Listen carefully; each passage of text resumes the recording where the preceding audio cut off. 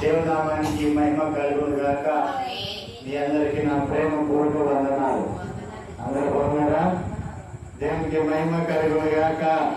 హల్లెలూయా, హల్లెలూయా, హల్లెలూయా. అందరూ కూడా లేచి నిలబడినట్లయితే దేవాది దేవుని మహిమపరుచుకుందాం, ఆరాధిద్దాం. అత్యున్నత సింహాసనం మీద ఆసీనుడైన పరమ తండ్రి వైపు మన చేతులు చాచి, ఉన్నతుడు మహోన్నతుడు మిత్రుడు తండ్రి, కృపా సత్య సంపూర్ణమైన దేవాది దేవుని వైపు మన రెండు చేతులు చాచుదాం. ఇశ్రాయేలు స్తుతుల పైన ఆసీనుడైన వాడు నేటి దినమందు మన స్తుతుల పైన ఆయన ఆసీనుడు అవడానికి ఆయన సిద్ధంగా ఉండగా, ఆయన స్తుతించడానికి, మహింపరచడానికి, కనపరచడానికి మనము సంసిద్ధులు అవుతాం. అందరం కూడా ఏకీభవిద్దాం. ప్రాణాత్మ శరీరాలను ఏకం చేసి నీ పూర్ణ ఆత్మతో, నీ పూర్ణ బలముతో, నీ పూర్ణ శక్తితో, నీ పూర్ణ వివేచన జ్ఞానంతో ఈ దేవుని ఆరాధించాలి. యథార్థమైన మనసు కలిగి దావీదు వలె నీ దేవాది దేవుని ఆరాధించాలి. హల్లెలూయా, హల్లెలూయా, హల్లెలూయా, హల్లెలూయా, హల్లెలూయా, హల్లెలూయా, హల్లెలూయా, హల్లెలూయా, హల్లెలూయా, హల్లెలూయా, హల్లెలూయా, హల్లెలూయా, హల్లెలూయా, హల్లెలూయా, హల్లెలూయా. స్తుతి, స్తుతి, స్తుతి, స్తుతి, స్తుతి, స్తుతి, స్తుతి. స్తోత్రం, స్తోత్రం, స్తోత్రం, స్తోత్రం, స్తోత్రం. హల్లెలూయా, హల్లెలూయా, హల్లెలూయా, హల్లెలూయా, హల్లెలూయా, హల్లెలూయా, హల్లెలూయా, హల్లెలూయా, హల్లెలూయా, హల్లెలూయా. స్తోత్రం, స్తోత్రం, స్తోత్రం, స్తోత్రం. స్తోత్రం, స్తోత్రం, స్తోత్రం, స్తోత్రం, స్తోత్రం, స్తోత్రం. హల్లెలూయా, హల్లెలూయా, హల్లెలూయా, హల్లెలూయా, హల్లెలూయా, హల్లెలూయా, హల్లెలూయా. స్తోత్రం, స్తోత్రం, స్తోత్రం, స్తోత్రం. సర్వోన్నతుడా నీకే వందనాలు, వందనాలు, వందనాలు, వందనాలు.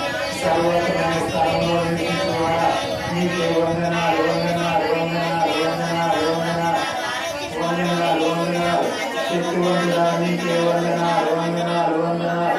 సర్వశక్తివంతుడా నీకే వందనాలు, వందనాలు, వందనాలు, వందనాలు, వందనాలు, వందనాలు.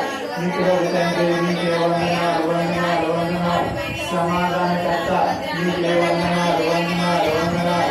మా ఓదార్పునికి నీకే వందనాలు, వందనాలు, వందనాలు, వందనాలు, వందనాలు. స్తోత్రాలు, స్తోత్రాలు, స్తోత్రాలు.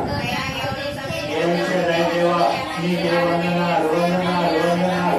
యెహోవా రబ్బా నీకే వందనాలు, వందనాలు, వందనాలు. యెహోవా షమ్మా నీకే వందనాలు, వందనాలు, వందనాలు. యెహోవా నీసే నీకే వందనాలు, వందనాలు, వందనాలు. యెహోవా షాలే నీకే వందనాలు, వందనాలు, వందనాలు, వందనాలు, వందనాలు, వందనాలు. ఎల్షదాయి దేవా నీకే వందనాలు, వందనాలు, వందనాలు, వందనాలు, వందనాలు. ప్రేమ స్వరూపుడా నీకే వందనాలు, వందనాలు. జయజయని తండ్రి నీకే వందనాలు, వందనాలు, వందనాలు. మా ఆధారమైన దేవా నీకే వందనాలు, వందనాలు, వందనాలు, వందనాలు. స్తోత్రాలు, స్తోత్రాలు, స్తోత్రాలు. హల్లెలూయా, హల్లెలూయా, హల్లెలూయా, హల్లెలూయా, హల్లెలూయా, హల్లెలూయా, హల్లెలూయా. స్తుతి, స్తుతి, స్తుతి, స్తుతి, స్తుతి, స్తుతి, స్తుతి. స్తోత్రం, స్తోత్రం, స్తోత్రం, స్తోత్రం, స్తోత్రం. హల్లెలూయా, హల్లెలూయా, హల్లెలూయా, హల్లెలూయా, హల్లెలూయా, హల్లెలూయా, హల్లెలూయా, హల్లెలూయా. దేవాది దేవా నీకే వందనాలు, వందనాలు, వందనాలు, వందనాలు. స్తోత్రాలు, స్తోత్రాలు, స్తోత్రాలు, స్తోత్రాలు. హల్లెలూయా, హల్లెలూయా, హల్లెలూయా. అతి పరిశుద్ధుడా స్తుతి నైవేద్యం నీకే అర్పించి కీర్తింతుము. అతి పరిశుద్ధుడా స్తుతి నైవేద్యం నీకే అర్పించి కీర్తింతుము.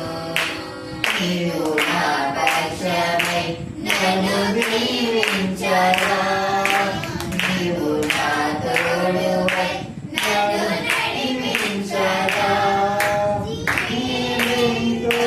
నీ కోసం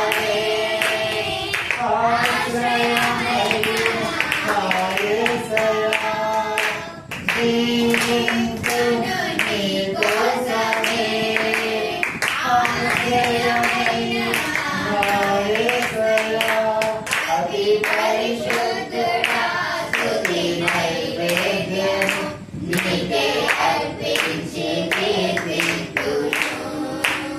సర్వోత్తమమైన స్థలములందు నీ మహిమ వివరింపగా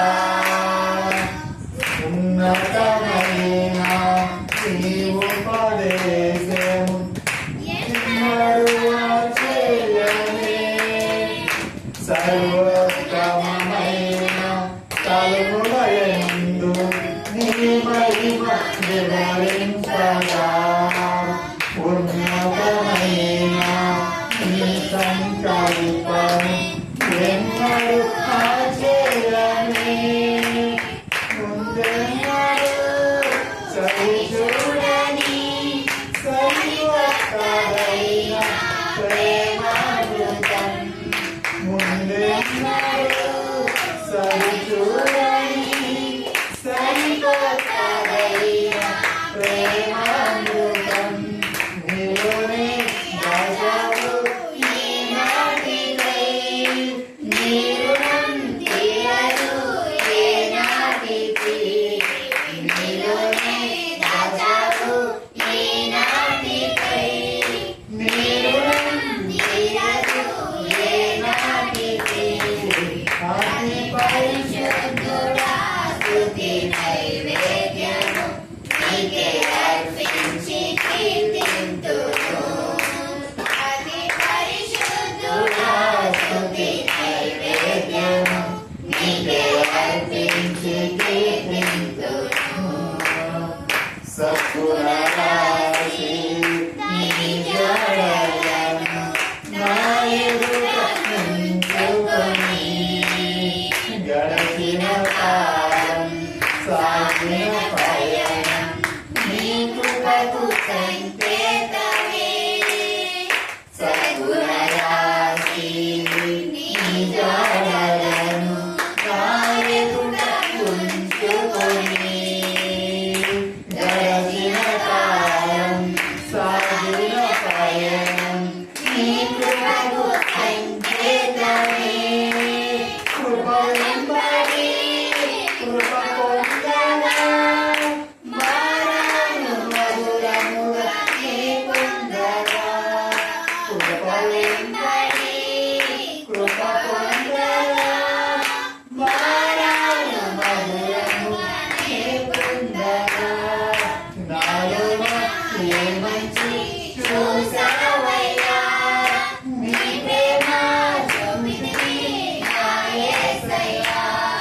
నాలోన ఏ మంచి చూసావయ్యా, నీ ప్రేమ చూపితివి నా యేసయ్యా.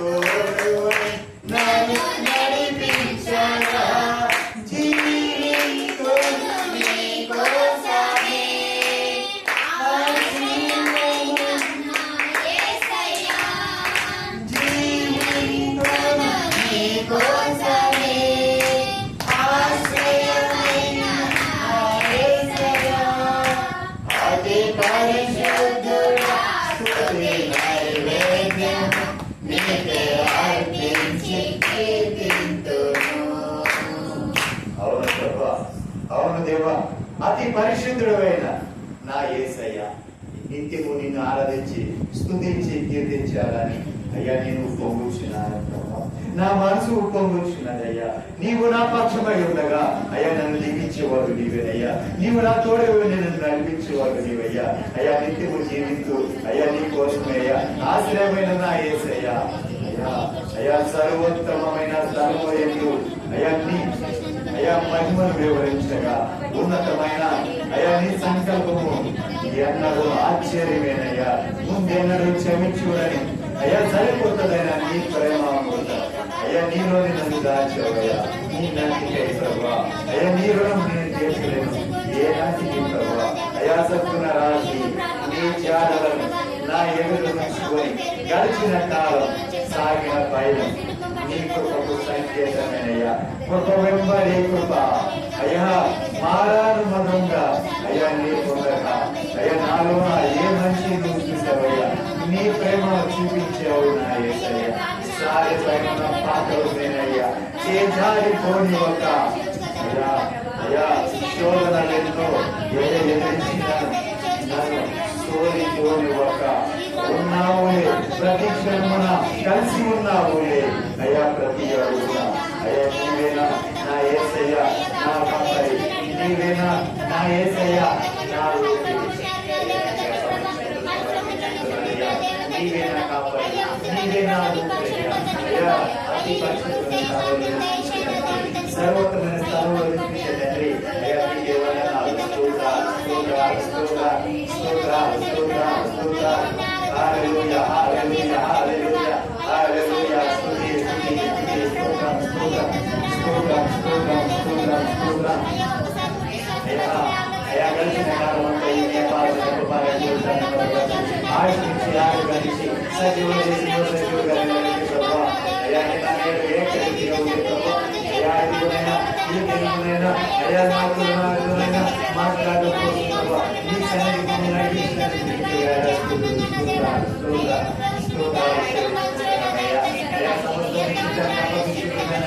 ఈ దినాన్ని చూడలేకపోతున్నారు. ఎంతో మంది కాలంలో సజీవులు నీ సన్నిధిని నడిపించి ఈ దినాన్ని మిమ్మల్ని చూపించడానికి కనబరచడానికి కనబరచడానికి ఈ ధన్యతని నీకు వేలాదిస్తూ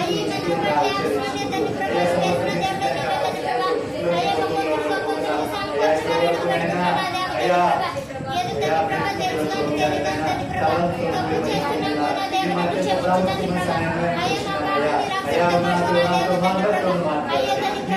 స్వరం వినిపించండి. మీ స్వర ప్రత్యక్షం మాకు దయచేయండి అయ్యా. మమ్మల్ని మీ స్వాధీనపరచుకోండి. మీ ఆత్మవర్షం చేయండి. మీ అభిషేకం మా మీద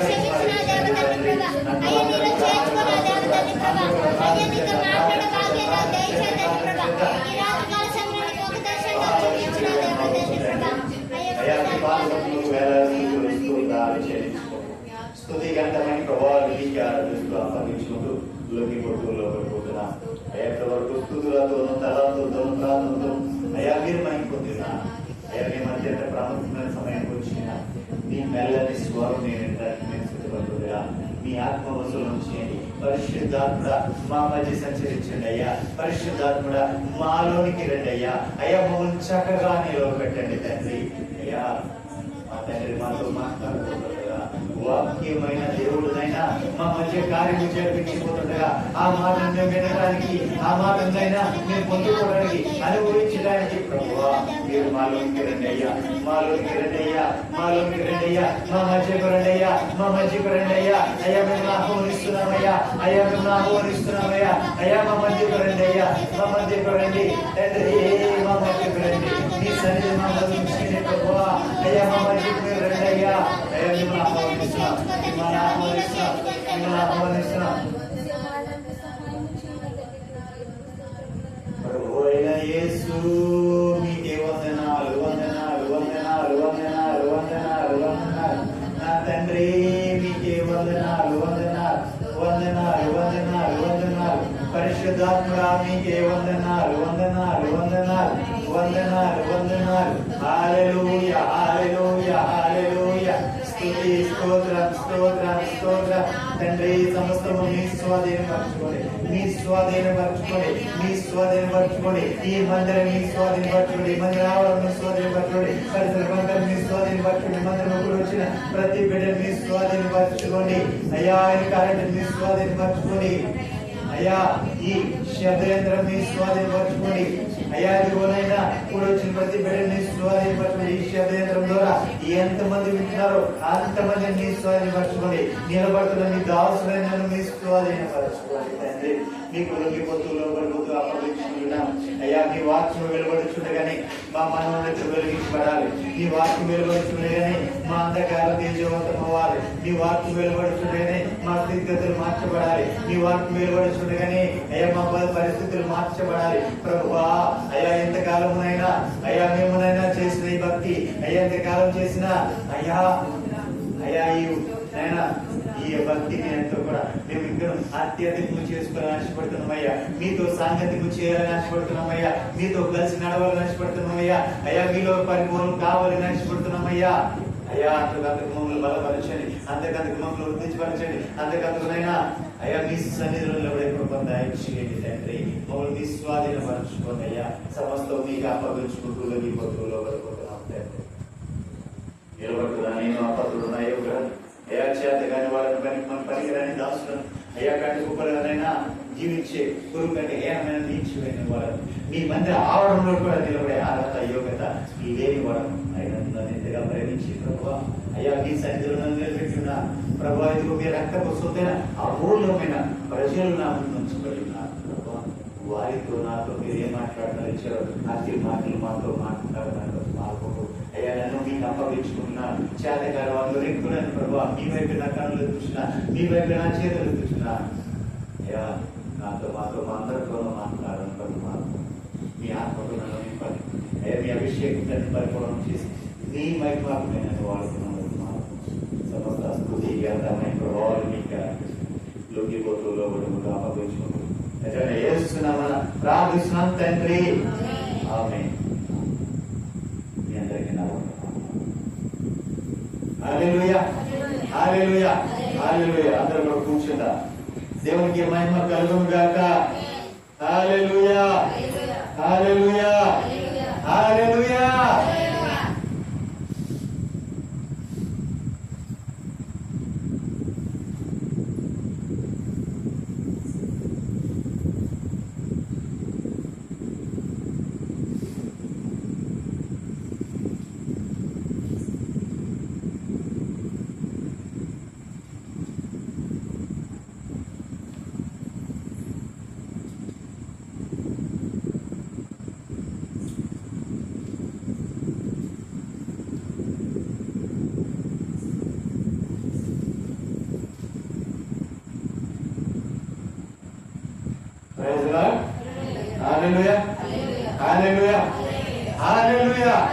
దేవునామానికి మహిమ కలుగును గాక. చూడండి, అపోస్తలుడైన పౌలయ్య కొరింథీ సంఘానికి రాసిన మొదటి పత్రిక 13వ అధ్యాయం 3వ వచనం ధ్యానించుకుందాం.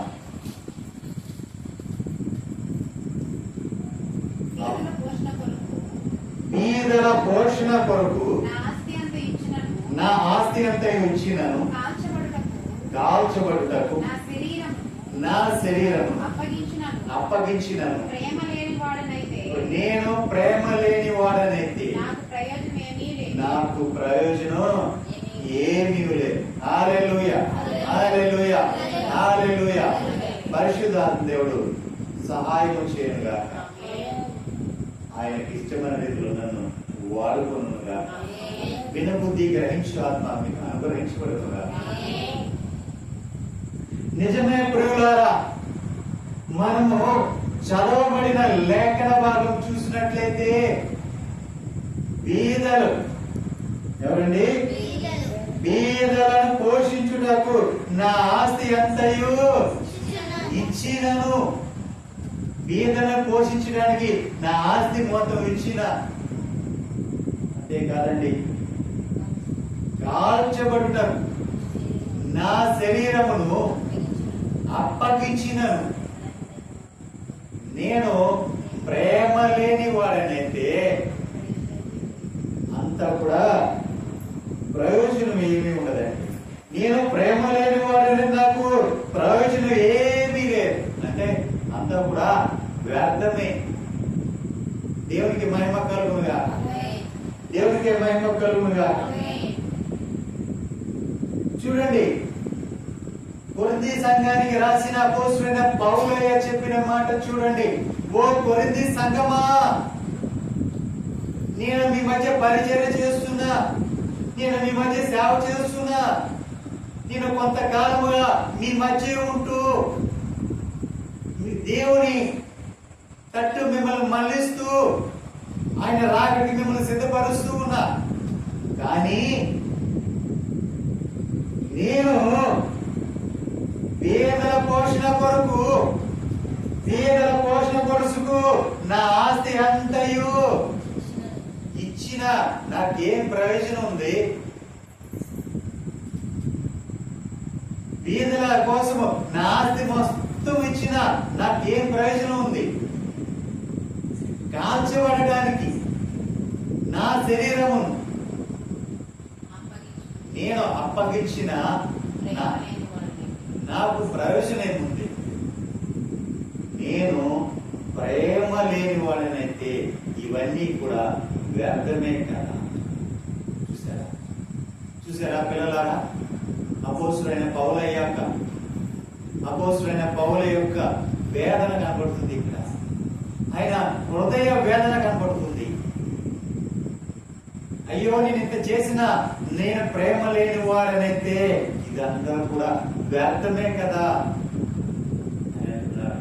ఇంకా వాక్య భాగంలోకి మనం వెళ్దాం. హల్లెలూయా. చూడండి, ఇక్కడ నేను 3 మాటలు చెప్పాలని ఆశపడుతున్నా. ఒకటి పేదల కోసము, రెండోది కాల్చబడిన శరీరము కోసము, మూడవది ప్రేమ కోసం నేను చెప్పాలనుకుంటున్నా. మొదటిగా లూకా శుభవార్త 18వ అధ్యాయం 22వ వచనం ధ్యానించుకుందాం. ప్రభువైన యేసుక్రీస్తు వారు జీవించిన కాలంలో ఆయనే స్వయంగా చెప్పిన మాటలు ధ్యానించుకున్నాం. యేసు విని నీకింకా ఒకటి కొదువగా ఉన్నది, నీకు కలిగినవన్నీ అమ్మి పేదలకి అప్పుడు పరలోకమందు నీకు ధనము కలుగు. దేవునికి మహిమ కలుగునుగా. చూడండి, నీ ఆస్తిని అంతా అమ్మి నీవు పేదలకిమ్ము. వచ్చిన వాడు ధనవంతుడండి, అత్యంత ధనవంతుడు. కుర్రోడు వచ్చాడు, యవనస్తుడు, ఒక యవన బిడ్డ దేవుని దగ్గరికి వచ్చాడు, అత్యంత ధనవంతుడు. అతను వచ్చి, ప్రభువా, నేను నిత్య రాజ్యములో వారసునవ్వాలంటే నేనేం చేయాలి అని అడిగాడు. అడిగినప్పుడు ప్రభు వారు చెప్పాడు, నాయనా, నీవు సత్క్రియలు చేయి, నీతి క్రియలు చేయి, దేవుని ఆజ్ఞను గైకొను, దేవుని కట్టడాలను విధులను అనుసరించి నడుచుకో, ఆయన ఆజ్ఞల ప్రకారం నీవు జీవిస్తే నీవు నిత్య జీవానికి వారసుడవుతావు నాయనా అని చెప్పాడు. అయితే అయ్యా, నేను అన్ని కూడా చేస్తున్నా, నేను బాల్యము నుండే వీటన్నిటిని అనుసరిస్తూనే ఉన్నాను. కానీ ఇంకను నాకు ఏదైనా కొదువై ఉన్నదా అని అడిగినప్పుడు ప్రభు అంటున్నాడు, నాయనా, అయితే నీకు ఒకటి కొదువై ఉన్నది. నీ ఆస్తిని అమ్మి నువ్వు పేదలకు ఇచ్చే. నీ ఆస్తిని అమ్మి నువ్వు పేదలకు ఇచ్చినప్పుడు అప్పుడు నీవు ఆస్తిని అమ్మి పేదలకు ఇచ్చినప్పుడు పరలోకమందు నీకు ధనము కలుగు. దేవునికి మహిమ కలుగునుగా. ఇప్పుడు ఈ భూలోకమందు నీ ఆస్తిని గనక నీవు బీదలకు ఇచ్చినట్లయితే పరలోకమందు నీకు అక్కడ ధనము కలుగుతుంది. హల్లెలూయా, హల్లెలూయా, హల్లెలూయా. ప్రభువు వారే స్వయంగా చెప్పారు, ఈ లోకమందు నీవు బీదలను కరుణించి కనికరించి నీ ఆస్తిని వారికి ఇస్తే నీకు పరలోకమందు ఆస్తి సమకూర్చబడుతుంది. దేవునికి మహిమ కలుగుతుంది. అంతేకాదండి, ఇంకో మాట కూడా చెప్పారు ప్రభు వారు, ఇంకో మాట కూడా చెప్పారు. సామెతలు చూసినట్లయితే సామెతల గ్రంథంలో ఒక మాట ఉంది, 19:17 ఒక మాట ఉంది. బీదలను కనికరించేవాడు యెహోవాకు అర్పించువాడు. దేవునికి మహిమ కలుగునుగా. ఎవరండి? బీదలను కనికరించేవాడు. ఎవరైతే బీదలను కనికరిస్తారో వాడు యెహోవాకు అర్పించేవాడు. హల్లెలూయా. చూడండి, ప్రభువారు ముందుగా ఏం చెప్పారు? నీ ఆస్తి నమ్మి బీదలకు నువ్వు ఇస్తే, బీదలకు ఇస్తే నీవు పరలోకమందు ధనాన్ని చేకూర్చుకుంటావు అన్న. నువ్వు ఇక్కడ బీదలను గనక నువ్వు కనికరిస్తే, బీదలు గనక నువ్వు సహాయం చేయగలిగితే నీకు పరలోకములో నీవు ధనాన్ని చేకూర్చుకుంటావు అని చెప్తారు. రెండో మాట మనం చూస్తే పరిశుద్ధాత్మ దేవుడు రాయించిన మాట ఏంటంటే, నీవు బీదలను కనికరిస్తే, ఇక ఈ లోకమందు నువ్వు బీదలను కనికరిస్తే, నీవు బీదలను కనికరించినప్పుడు యెహోవాకు నీవు అర్పించేవాడు. అంటే నీవు గనక బీదలకు ధనాన్ని ఇస్తే, నీవు గనక బీదలకు సహాయం చేస్తే దేవుడికి నీవు అర్పించినట్టు. దేవునికి మహిమ కలుగునుగా. చూసారా, నీవు గనక ఎవరైనా బీదలను కరుణించేవనుకోండి, నీవు ఎవరికి అర్పించినట్లు? దేవునికి అర్పించినట్లు. రెండోదిగా నీవు బీదలను కనికరిస్తే నీవు పరలోకములో ధనాన్ని చేకూర్చుకుంటావు. మూడో మాట కూడా నేను ఇంకో మాట కూడా చెప్పాలని ఆశపడుతున్నాను. ఏంటంటే, ఒక రోజున జక్కయ్య ఇంటికి ప్రభువైన యేసుక్రీస్తు వారు వెళ్ళారు. జక్కయ్య ఇంటికి సుంకరి అయిన జక్కయ్య అంటే పన్ను వసూలు చేసే ఉద్యోగం చేస్తున్న జక్కయ్య. ఆ కాలంలో గవర్నమెంట్ ఉద్యోగం అది, పన్ను వసూలు చేయటం అనేది. ఆ కాలంలో రాజుగారి కాలంలో పన్ను వసూలు చేసేవాడు జక్కయ్య. పన్నును వసూలు చేస్తున్నాయి కాదు. ఈ జక్కయ్య పన్ను వసూలు చేసే జక్కయ్య ఏం చేసేవాడు అంటే వడ్డీకి వడ్డీలు వేసుకున్నాడు. చక్కెర వడ్డీకి వడ్డీలు వేసేవాడు. సుంకరి అంటే యూదుడు సుంకరితో సాంగత్యం చేయడు. సుంకరి అంటే పాపముతో ఉన్నవాడు. ఎందుకంటే వడ్డీకి అప్పు ఇవ్వకూడదు, అప్పు తీసుకునకూడదు అని వాక్యం చెప్తుంది. ఇతను వడ్డీ వసూలు చేసేవాడు, సుంకరి. ఇతని దగ్గరికి ప్రభువైన యేసుక్రీస్తు వారు వచ్చారు. ఈ వచ్చిన తర్వాత ఇతని ఇంటికి వెళ్ళారు ప్రభువైన యేసుక్రీస్తు వారు. ఇతన్ని ఎప్పుడైతే ఆహ్వానించాడో జక్కయ్య, ప్రభువా ఇదిగో నీవు నా ఇంటికి వచ్చావు, నాలోనికి వచ్చావు, నువ్వు నా ఇంట్లోకే కదయ్యా, నాలోనికి వచ్చావు కాబట్టి ప్రభువా ఇదిగో ముందుగా నా హృదయాన్ని నేను శుద్ధి చేసుకుంటాను, నా హృదయాన్ని నేను కడుక్కుంటున్నాను, నిన్ను నా హృదయంలో చేర్చుకుంటున్నానయ్యా అని చెప్పి నేను ఇప్పుడు వరకు ఎవరి దగ్గర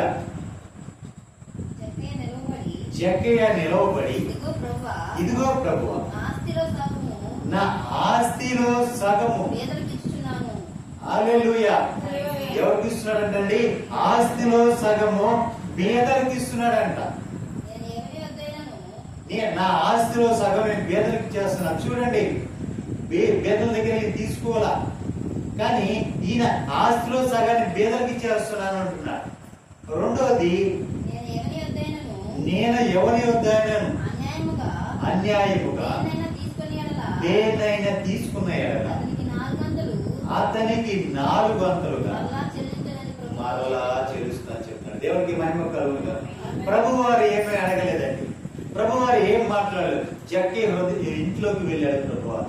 కానీ జక్కయ్య ప్రభువాన్ని హృదయములోకి చేర్చుకున్నాడు. ఇంట్లోకి కాదండి, హృదయములోకి చేర్చుకున్నాడు. హృదయములోకి చేర్చుకోగానే తన హృదయములో ఉన్నది ఖాళీ చేసుకుంటూ, రెండోది తన ఇంట్లో ఉన్నది కూడా ఖాళీ చేసుకుంటున్నాడు.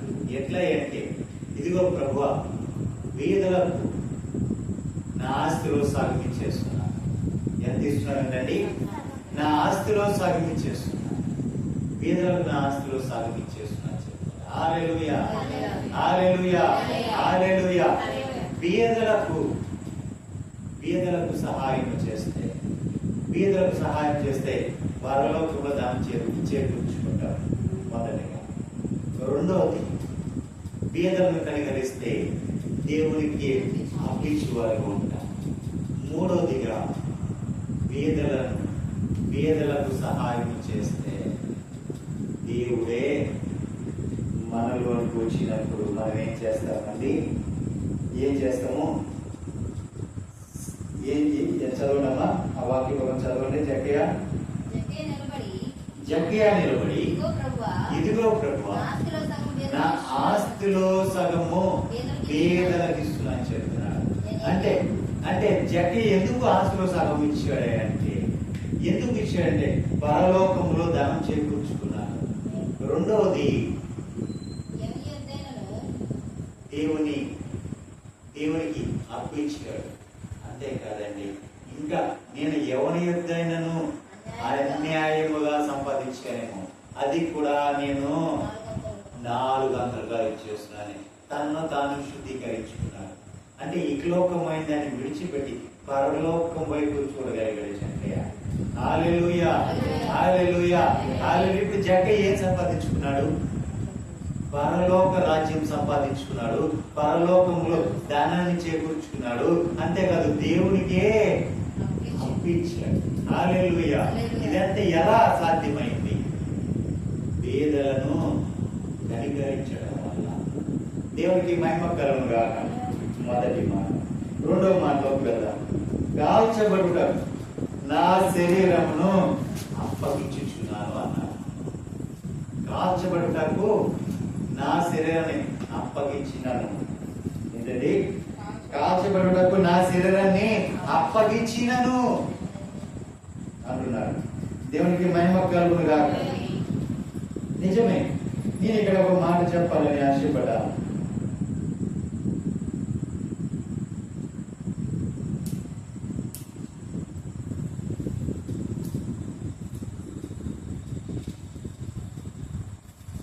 గలతీ పత్రిక 5వ అధ్యాయం 19వ వచనం ధ్యానించుకున్నాను.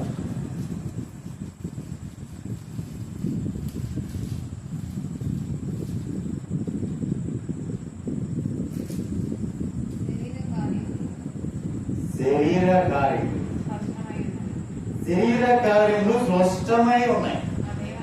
అవేమనగా జారత్వము, అపవిత్రత, కామకత్వము, విగ్రహారాధన, అవిచారము, వేషములు, కలహములు, మత్సరములు, క్రోధములు, కక్షలు, భేదములు, విమతములు, అసూయలు, మద్దతులు, అల్లరితో కూడిన ఆటపాటలు.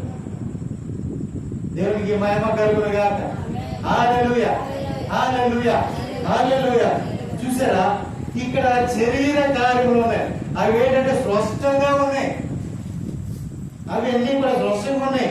ఏంటంటే జాగ్రత్తము, అపవిత్రత, కామత్వము, విగ్రహారాధన, అవిచారము, ద్వేషములు, కలహములు, మత్సరములు, క్రోధములు, కక్షలు, భేదములు, విమతములు, అసూయలు, మతతయు, అల్లరితో కూడిన ఆటపాటలు. ఇవన్నీ కూడా శరీర కార్యాలు. ఏ కార్యాలండి? ఈ శరీర కార్యాలన్నీ కూడా, ఇవన్నీ కూడా ఉంటే దేవుని రాజ్యాన్ని స్వతంత్రించుకోగలరా? స్వతంత్రించుకోలేరు. ఎందుకు ఉందన్నమాట? అల్లరితో కూడిన ఆటపాటలు, వాటిని చేయవాడు దేవుని రాజ్యమును స్వతంత్రించుకొనలేడు. దేవునికి మహిమ కలుగునుగా. అంటే వీటన్నిటిని కూడా నీవు కాల్చబడాలి. ఈ శరీర క్రియలనేవి, ఈ శరీర కార్యాలనేవి, వీటన్నిటినీ కూడా నీవు కాల్చి వేసుకోవాలి. నీ శరీరాన్ని కాల్చి వేసుకోవాలి. ఇవన్నీ కూడా శరీరంలో ఉన్నవే, ఇవన్నీ కూడా శరీరంలో ఉన్నవే. వీటన్నిటిని కూడా నీవు కాల్చి వేసుకున్నా, ఇవన్నీ కూడా శరీరంలోంచి కలిగేవే, అన్ని కూడా శరీరంలోంచి మనలోంచి పుట్టుకు వచ్చినవే. ఏవి కూడా బయట నుంచి వచ్చినవి కాదు, బయట అంటుకున్నవి కాదు. మనలోంచి, మన స్వభావంలోంచి, మన శరీరంలోంచి, లోపల నుంచి అన్ని బయటకు వచ్చినవే. వీటిని కాల్చుకోవాలి.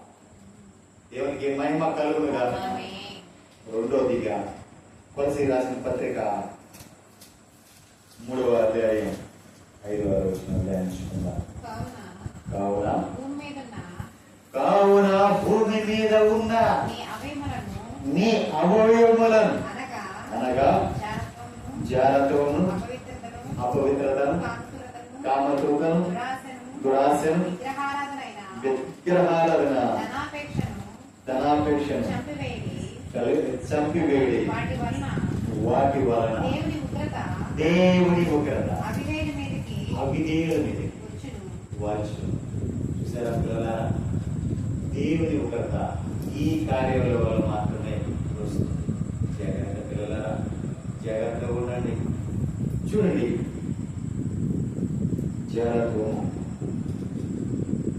జారత్వము, అపవిత్రత, జారత్వము, అపవిత్రత, కామతూత, దురాశలు, విగ్రహారాధన మొదలైన ధనాపేక్ష, ఇవన్నింటిని కూడా చంపివేయాలి. దేవునికి మహిమ కలుగును గాక. దేవునికి మహిమ కలుగును గాక. ఇవన్నీ కూడా శరీరం నుంచి పుట్టేవే, నీ శరీరాన్ని హాని చేసేవే, అన్ని కూడా నీ శరీరాన్ని ఇవి గాయపరిచేవి, దేవునికి దూరం చేసేవి, దేవునికి దగ్గర చేసేవి కాదు. ఇవన్నీ కూడా నీ శరీరం నుంచి వచ్చేవే.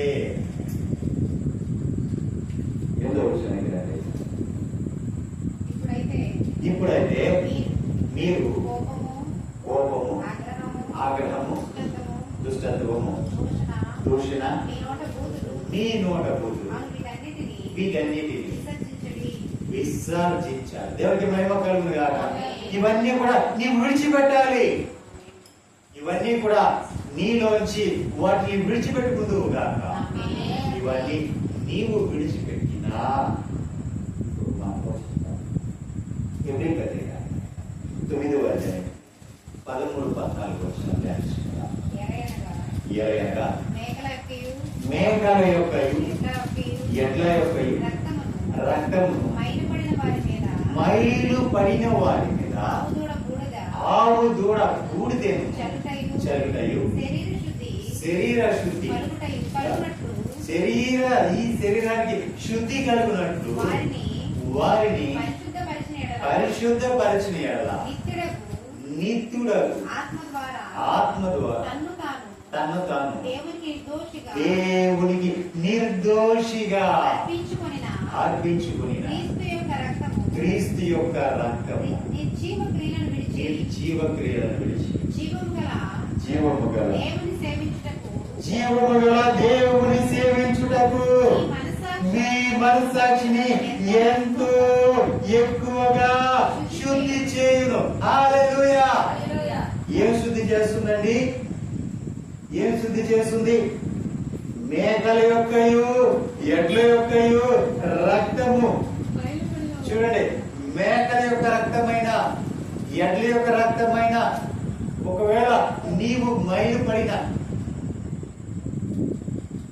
మైలు పడిన ఆవు దూడ యొక్క బూడిదేనైనా, ఆవు దూడ బూడిదంటే అది కూడా చల్లుతారా అడిగారు అంటారా? ఖచ్చితంగా ఆ కాలంలో ఇశ్రాయేలు సర్వ సమాజము పాపం చేసి మలినమైన ఆవు దూడను సజీవ యాగముగా ఆయన అర్పించు, సజీవ ఆత్మను అర్పించాలి. అర్పణ అర్పించిన తర్వాత దహన బలిగా దహన బలిగా అర్పించిన తర్వాత ఆ బూడిదను తీసుకుని ఇశ్రాయేలు సర్వ సమాజం మీద బూడిదను చల్లాలి. వాళ్ళ శరీరాలు ఆ మలినం నుంచి అవి విడిపించబడతాయి. ఆ మలినం నుంచి వాళ్ళు శుద్ధులు అవుతారు. ఆ దోషం నుంచి వాళ్ళు కొట్టివేయబడతారు. కానీ నీవు ఆ మేకల రక్తమైన, కోడెల రక్తమైన, ఆవు దూడ బూడిదనైనా సరే ఆ శరీర శుద్ధి కలుగుతుంది. కానీ ఆ శుద్ధి ఏమవుతుంది? శరీరానికి మాత్రమే శుద్ధి అవుతుంది. వాళ్ళు దాని వల్ల మాత్రమే పరిశుద్ధపరచబడతారు. కానీ నిత్యము నివసించే, నిత్యము జీవించే, నిత్య జీవ ఆత్మైన పరిశుద్ధాత్మ ద్వారా తన్ను తాను దేవునికి నిర్దోషిగా అర్పించుకొనిన ఎవరంటే తన్ను తాను దేవునికి నిర్దోషిగా అర్పించుకున్నాడండి. ప్రభువైన యేసుక్రీస్తు వారు తన్ను తానే అర్పించుకున్నాడు. ఆయన ఇష్టపూర్వకంగానే అర్పించుకున్నాడు. తనని తాను నిర్దోషిగా అర్పించుకున్న ప్రభువైన యేసుక్రీస్తు యొక్క రక్తము ద్వారా నీ నిర్జీవ క్రియలు, అంటే నిర్జీవ క్రియలు అంటే మనం ముందుగా చదువుకున్న శరీరం నుంచి వచ్చినవన్నీ కూడా నిర్జీవమైన క్రియలే. ఈ నిర్జీవ క్రియలను విడిచి, ఈ క్రియలను విడిచిపెట్టి జీవము కలిగిన దేవుని సేవించుటకు నీ మనస్సాక్షి ఎంతో ఎక్కువగా శుద్ధి చేస్తుంది. హల్లెలూయా, హల్లెలూయా, హల్లెలూయా. చూసారా ప్రియులారా, ఇప్పుడు వరకు మనం చదువుకున్నాం, 2 మాటలు ధ్యానించుకున్నాం. ఏంటిది? మొదటి మాట ఏమని ధ్యానించుకున్నాం? పేదలను పోషించుట కొరకు నా ఆస్తి అంతయు ఇచ్చినను అన్నాడు. పేదలను పోషించడం, పేదల గురించి 2 మాటలు ధ్యానించుకున్నాం. ఏమని? ఒకటి, పేదలకు సహాయం చేసినప్పుడు పరలోకమందు నీవు ధనాన్ని చేకూర్చుకుంటావు. రెండోది, పేదలకు సహాయం చేసినప్పుడు నీవు, పేదలను కనికరించినప్పుడు నీవు దేవునికి అర్పిస్తావు. హల్లెలూయా. అసలు ఈ పేదలు అనేవారు ఎందుకు వచ్చారు, ఎలా వస్తారు అనేది ఇంకా రెండో దాంట్లోకి వచ్చినప్పుడు నీ శరీర క్రియ, నీ నుంచి పుట్టినవి, నీ శరీర కార్యాలు, నీ శరీర క్రియలు, అవి నీ లోపల నుంచి బయటకు వచ్చినవి. ఇవన్నిటిని కూడా నీవు నీ శరీరం ద్వారా కాల్చి వేసుకున్నాను. నీ శరీరం ద్వారా కాల్చి వేసుకున్నాను. నీ వాటిని విసర్జించినాను. నీ అవయవముల నుంచి వాటిని తీసివేసినాను. అవన్నీ కూడా నీవు అర్పించే మేకల యొక్కే కానీ, కోళ్ళ యొక్కే కానీ, ఆ రక్తము కానీ, ఆ ఆవు కూడా బూడిదే కానీ, అవన్నీ కూడా నిన్ను వెలుపలి శుద్ధే కానీ అంతరంగం శుద్ధి చేయదు.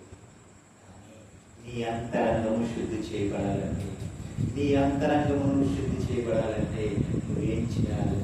పరిశుద్ధ ఆత్మ ద్వారా తన్ను తాను అర్పించుకుని నిన్ను నన్ను శుద్ధులు చేసి, పరిశుద్ధులుగా చేసి, పాపినైన నిన్ను నన్ను పరిశుద్ధులుగా చేసి ఆయన రక్తము చేత సంపాదించుకున్న అమూల్యమైన సొత్తుగా నిన్ను నన్ను మార్చుకున్న ఆ ప్రభువైన యేసుక్రీస్తు యొక్క రక్తము నిర్జీవ క్రియలను విడిచిపెట్టడం చేస్తుంది. జీవముగా దేవుని సేవించుటకు నీ మనస్సాక్షిని ఎంతో ఎక్కువగా శుద్ధి చేస్తుంది. అలాంటి శుద్ధి చేసినా సరే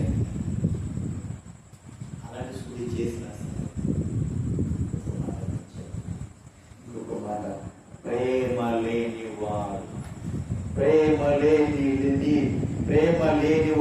అయితే నీకు ప్రయోజనం ఏముంది? ప్రేమ లేకపోతే నువ్వు ఎంత చేసినా నీకు ప్రయోజనం ఏముంది? చూడండి, 3వ మాటలోకి నేను వస్తున్నాను. కొరింథీయులకు రాసిన పత్రిక 13వ అధ్యాయం 4వ వచనం నుంచి ధ్యానించుకుందాం.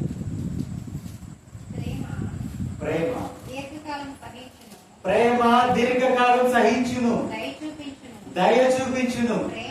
ప్రేమ మచ్చలు పడదు, ప్రేమ డంబముగా ప్రవర్తింపదు, అది ఉప్పొంగదు, అమర్యాదగా నడవదు, స్వప్రయోజనము విచారించుకోదు, త్వరగా కోపపడదు, అపకారం మనసులో ఉంచుకోదు, దుర్నీతి విషయమై సంతోషపడక సత్యమునందు సంతోషించు,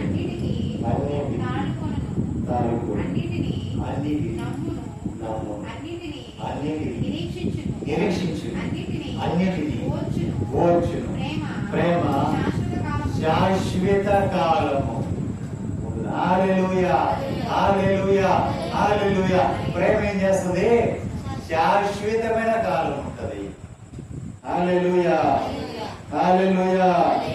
అవును, ప్రేమ దీర్ఘశాంతమును కలిగి అన్నిటిని కూడా సహిస్తుంది. ప్రేమ దీర్ఘకాలము అన్ని సహిస్తుందండి, అన్నిటినీ తాలుకుంటుందండి, అన్నిటినీ నమ్ముతుంది, అన్నిటినీ నిరీక్షిస్తుంది, అన్నిటినీ ఓర్చుకుంటుంది. ప్రేమ కోపం లేనిది, అమర్యాదగా ఉండదు, స్వప్రయోజనాల కోసం సాధించుకుంటారు. అంతే కదండి, ప్రేమ శాశ్వత కాలం ఉంటుంది. హల్లెలూయా, హల్లెలూయా, హల్లెలూయా. అంతే కదండి, ప్రవచనములైనను నిరార్థకమగును. చూడండి, ప్రవచనములైన నిరార్థకమైపోతుంది, భాషలైనా నిలిచిపోతాయి, జ్ఞానమైన. చూడండి, ప్రవచనాలైనా నిరార్థకమైపోతాయి, భాషలైనా నిలిచిపోతాయి, జ్ఞానమైన నిరార్థకమవుతుంది. మనము కొంత మట్టుకే ఎరిగి ఉంటాము, కానీ కొంత మట్టుకే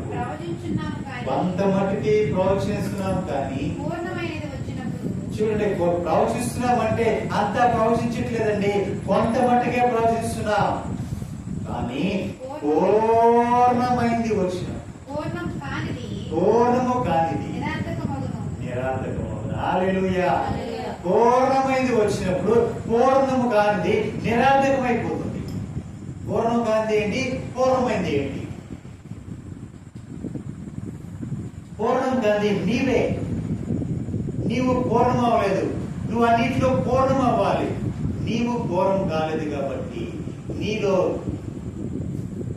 ఉన్న శరీర కార్యాలు, నీలో ఉన్న ఆ శరీర క్రియలను నీవు విడిచిపెట్టుకోలేదు, వాటిని కాల్చివేసుకుంటుంది. నీలో ఇక్కడ అపవిత్రత, అవిధేయత నీలో ఉంది కానీ నీవు పూర్ణం కాదు. ఆ ప్రేమలో నీవు పూర్ణం కావట్లేదు.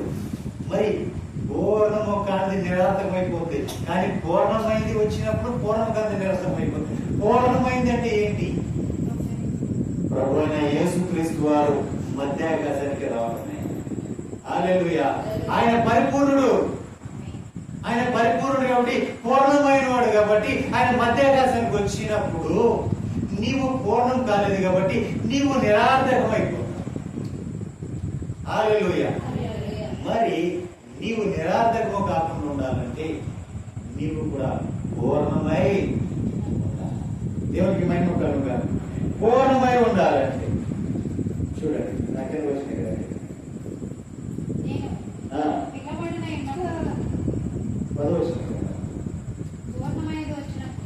పూర్ణమైనది వచ్చినప్పుడు పూర్ణము కానిది నిరార్థకమైపోతుంది. హల్లెలూయా. పూర్ణమైనది వచ్చినప్పుడు పూర్ణము కానిది నిరార్థకమైపోతుంది.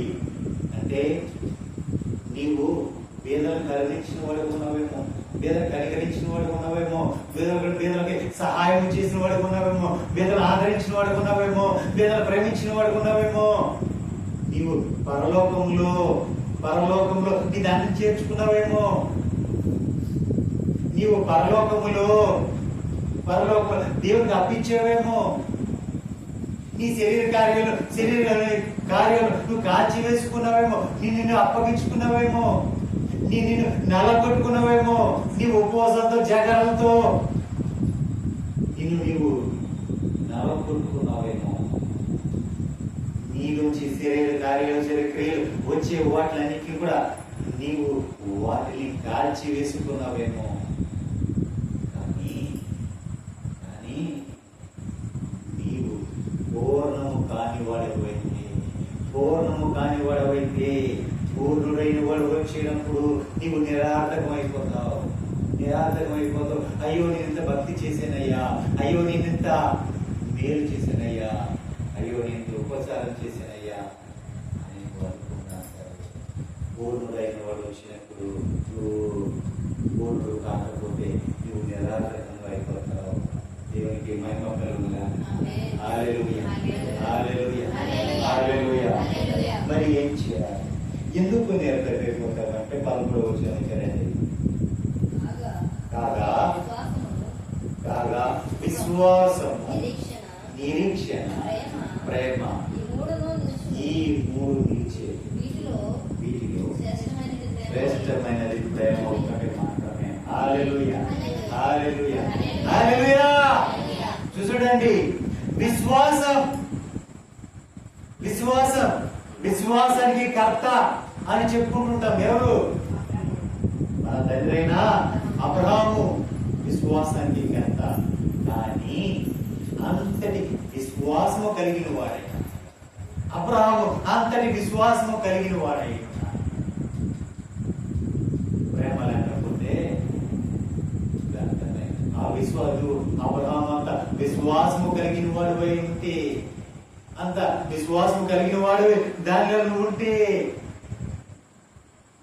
ఆ విశ్వాసము కలిగిన వారిగా మీరు ఉంటే, అయినా సరే మీరు ప్రేమ లేకపోతే ఆ విశ్వాసము వ్యర్థమైంది.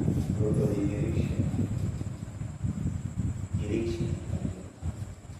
నిరీక్షణ కలిగి ఉన్న నోవాహు ఒక మాట విన్నాడు. ఇదిగో నేను భూమి మీదకి జల ప్రళయాన్ని రప్పించబోతున్నాను కాబట్టి ఈ ఒక వాడను సిద్ధపరచుకోమన్నాడు. ఒక వాడను కట్టమన్నప్పుడు ఆ ఓడని కట్టాడు. 120 సంవత్సరాలు ఓడను నోవా కట్టాడు. నోవాకు 120 సంవత్సరాలు నిరీక్షణ కలిగి ఉన్నాడు. నా దేవుడు ఈ లోకాన్ని జల ప్రళయం చేత నాశనం చేయబోతున్నాను కాబట్టి నేను ఒక ఓడను కడుతున్నాను. దేవుడు చెప్పినట్టుగా ఆ ఓడ నేను కడుతున్నాను అని చెప్పి 120 సంవత్సరాలు దానికోసం ఎదురు చూశాడండి. నోవాకే కాదండి, అబ్రహామా ఇదిగో నీ సంతానం ఇలా ఉంటది, నీ సంతానం ఇలా ఆశీర్వదించబడుతుంది, సముద్రపు ఇసుక రేణుల వలె నీ సంతానం ఉంటది, ఆకాశ నక్షత్రాల వలె నీ సంతానం ఉంటది అని అబ్రహాముతో దేవుడు వాగ్దానం చేస్తున్నాడు. అబ్రహాముకి అప్పుడు బిడ్డలు ఉన్నారా? లేరు. అప్పుడు అబ్రహాముకి బిడ్డలు లేరు. అసలు అబ్రహాముకి బిడ్డలే లేనప్పుడు, దానికి ఆధారమే లేనప్పుడు, ఆ వాగ్దానికి ఆధారమే లేనప్పుడు దేవుడు వాగ్దానం చేస్తే అబ్రహాము ఎదురు చూశాడు, నిరీక్షించాడు. ఎన్ని సంవత్సరాలు నిరీక్షించాడు అబ్రహాము? 25 సంవత్సరాలు అబ్రహాము నిరీక్షించాడు. దేవుడు వాగ్దానం చేసిన తర్వాత తన బిడ్డ కోసం అబ్రహాము 25 సంవత్సరాలు నిరీక్షణ చూశాడు. దేవునికి మహిమ కలుగునుగా. అంతటి నిరీక్షణ నీకున్నా ప్రేమ లేకపోతే వ్యర్థమే. అబ్రహాము వంటి విశ్వాసం నీకున్నా, నోవాహు వంటి విశ్వాసం నీకున్నా, అబ్రహాము వంటి నిరీక్షణ నీకున్నా, అబ్రహాము వంటి నోవాహు వంటి నిరీక్షణ నీకున్నా, నీవు ప్రేమ లేని వాడివైతే వ్యర్థమే అని అపోస్తలుడైన పౌలు. దేవునికి మహిమ కలుగునుగా. దేవునికి మహిమ కలుగునుగా. ప్రేమ అన్ని అన్నిటికంటే శ్రేష్టమైనది. పూర్ణుడు అయిన వాడు ఆయన వచ్చినప్పుడు నీవు పూర్ణుడు కాని వాడు అయితే నీవు ఎత్తబడాలి. నువ్వు ఎత్తబడాలి అంటే, నువ్వు అన్నింటిలో పరిపూర్ణుడు కావాలి అంటే అన్నిటికంటే శ్రేష్టమైనది ప్రేమ. దేవునికి మహిమ కలుగుగా. ఏ ప్రేమ? మనుషుల నుంచి వచ్చేది స్వార్థమైన ప్రేమ. అది స్వార్థంతో కూడుకున్నది. దేవుని ప్రేమ కలిగిన నిస్వార్థమైన ప్రేమ. తన్ను తాను నీ కోసమై నా కోసమై అప్పగించుకున్నాడే ఆ ప్రేమ కలిగిన. ఏ స్వార్థము ఎరగలేదు. నీ నుంచి ఏది ఆశించలేదు. ఏది ఆశించకుండా నీ కోసం ప్రాణం పెట్టాడే ఆ ప్రేమ. ప్రభు ప్రేమ, క్రీస్తు ప్రేమ. ఆ ప్రేమ మనం కలిగి ఉన్నాము. దేవునికి మహిమ కలుగుగా. హల్లెలూయా, హల్లెలూయా, హల్లెలూయా. చూడండి, నీవు పేదలకు ఆస్తి అంతా నువ్వు కనికరించి పేదలు కనికరించిన అసలు పేదవారు ఎందుకు వస్తారు ఈ లోకంలో? పేదవారు ఎందుకున్నారు? యేసు ప్రభువు ఒక మాట అన్నాడు, పేదలు మీ మధ్య ఉండకపోరు. పేదలు మీ మధ్య ఉండకపోరు, కానీ నేను మాత్రం మీ మధ్య ఎక్కువ కాలం ఉన్నాను. అంటే ఒక రోజున ఒక మరియా ఆమె విలువైన అత్తరు తీసుకుని వచ్చి ప్రభువు యేసుక్రీస్తు వారి పాదాలు కడిగి తడిపి ఆయన కన్నీటితో కడిగి అత్తరు పూసి తన తల వెంట్రుకతో తుడిచి అత్తరు పూసి అలా పూసినప్పుడు అక్కడ ఉన్నవారు శిష్యులు కూడా అన్నారు, అయ్యో ఇంత విలువైన ఈ అంత జట మాంసి అంత ఇది ఎంత విలువైందంటే 300 దేనార. ఆ కాలంలో 300 దేనారాలు అంటే వారి కూలి సుమారుగా ఒక సంవత్సరం, 3 సంవత్సరాలు, 3 సంవత్సరాల సంవత్సరం. చూడాలి,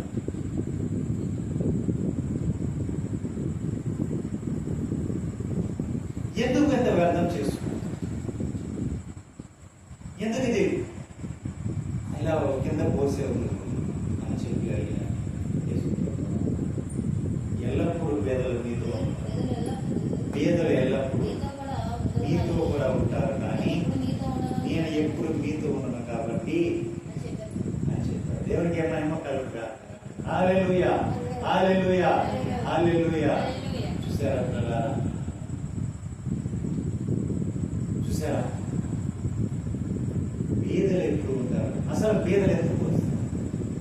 అసలు పేదలు ఎందుకు ఉన్నారు అంటే పేదల గురించి కూడా ఆజ్ఞలో కూడా చెప్పారు. దేవుడు ఆజ్ఞలో కూడా పేదల గురించి. కానీ పేదలు ఎల్లప్పుడూ మీతోనే ఉంటారు అన్నాడు. ఎందుకని పేదలు ఉంటారు? అసలు పేదవారికి ఎందుకు మారుతారు? ఒక్క మాట చెప్తారు. చూడండి, సామెతల గ్రంథం 28వ అధ్యాయం 19వ వచనం. సామెతల గ్రంథం 28వ అధ్యాయం 19వ వచనం. పేదలు, అసలు పేదలు ఎందుకు అవుతున్నారు? పేదలు ఎందుకు ఉంటున్నారు? దేవుడు పేదలను సృజించాడా? పేదలుగా ఉండాలని ఎవరికైనా నిర్ణయించాడా అంటే లేదు. ఎందుకంటే పేద అందరినీ దేవుడు సమానంగానే సృజించాడు. అందరినీ సమానంగానే ఉండమన్నాడు. అందరికి సమాన హక్కు ఇచ్చాడు. కానీ పేదలుగా ఎందుకు మార్చబడుతున్నారంటే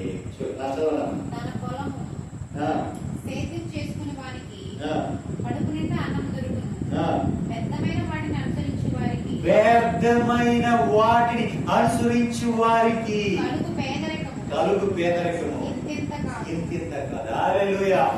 వ్యర్థమైన వాటిని అనుసరించి వాడికి కలిగే పేదరికము ఇంత అంత కాదు. వ్యర్థమైన వాటిని అనుసరిస్తున్నారు కాబట్టి పేదలు ఇంకనూ ఉంటున్నారు. ప్రభువుని యేసుక్రీస్తు అన్యాయస్తుడు కాదు, అందరినీ సమానం కొలిచేవాడు, అందరికి ఒకే తూకం చూసేవాడు. కానీ పేదలుగా ఉంటున్నారంటే దానికి కారణం వ్యర్థమైన వాటిని అనుసరిస్తున్నారు కాబట్టి. దేవునికి మహిమ కలుగునుగా. హల్లెలూయా, హల్లెలూయా, హల్లెలూయా. వ్యర్థమైన వాటిని అనుసరిస్తున్నారు. చూడండి ప్రియులారా, నేను ముగిస్తున్నా. నీలో విశ్వాసం ఉన్నా, ఎంతటి విశ్వాసం నీలో ఉన్నా, ఎంతటి విశ్వాస పరురాలమైనా విశ్వాసుడమైనా సరే, నీలో ఎంతటి నిరీక్షణ ఉన్నా, నువ్వు ఎంతటి నిరీక్షణ పరుడైనా నిరీక్షణరాలమైనా సరే, నీవు గనక ప్రేమ లేకపోతే సమస్తము కూడా వ్యర్థమే. దేవునికి మహిమ కలుగునుగా. హల్లెలూయా, హల్లెలూయా, హల్లెలూయా. మరి అన్నిటికంటే ప్రభు దేనికి భిన్నగా చెప్పాడు? విశ్వాసం గురించి చెప్పాడా, నిరీక్షణ గురించి చెప్పాడా, ప్రేమ గురించి చెప్పాడా? ప్రేమ. ఈ ప్రేమ లేకపోతే వ్యర్థమే. ఈ ప్రేమ క్రీస్తు ప్రేమ అయి ఉండాలి. ఈ ప్రేమ సహోదర ప్రేమ అయి ఉండాలి. ఈ ప్రేమ క్రీస్తులో మనల్ని ఐక్యము చేసే ప్రేమ అయి ఉండాలి. దేవునికి మహిమ కలుగునుగా. హల్లెలూయా, హల్లెలూయా, హల్లెలూయా. ఇది క్రీస్తు ప్రేమ అయితే మాత్రమే మనల్ని క్రీస్తులో ఐక్యం చేస్తుంది. ఆత్మ కలిగించు ఐక్యత, ఆత్మ కలిగించు, పరిశుద్ధాత్మ కలిగించు, ఈ ఐక్యత కలిగిన ఈ ప్రేమ క్రీస్తుతో శాశ్వత కాలం మనల్ని జీవింపజేస్తుందని. హల్లెలూయా, హల్లెలూయా, హల్లెలూయా. చూడండి ప్రియులారా, 3 మాటలు ధ్యానించుకున్నాం. ఏంటది? బీదలు చెప్పాలి. బీదలను మనం ఆస్తి అంతా ఇచ్చి చెప్పి బీదలను మనం కనికరించిన, ఆ బీదలను కనికరించితే ఏమవుతుందంటే పరలోకంలో ధనాన్ని చేకూర్చుకుంటాం. అలాగే బీదలను కనికరిస్తే ఏమవుతుందంటే దేవునికి అప్పించే వారు ఉంటాం. అలా చేసినా సరే మనం బీదలను కనికరించి బీదలను కనికరించి బీదలను ఆదరించిన అది ప్రేమ లేకపోతే వ్యర్థమే. రెండోది మన శరీర కార్యాలు మనం కాల్చుకున్నా సరే, వాటిని మన నుంచి మనం తీసివేసుకున్నా సరే, వాటికి మనం దూరం అయిపోయినా సరే, ప్రేమ లేకపోతే వ్యర్థమే. హల్లెలూయా, హల్లెలూయా, హల్లెలూయా. మనకేం కావాలి? ప్రేమ అన్నిటినీ సహిస్తుంది. ప్రేమ అన్నిటినీ నమ్ముతుంది. ప్రేమ ఎంత గుడ్డిదంటే ఎవరేం చెప్పిన ప్రేమతో చేసామంటే అన్ని నమ్మేస్తుంది, అన్ని సహించేస్తుంది అందరూ. అవునా? కానీ ఇది ప్రేమ కాదు.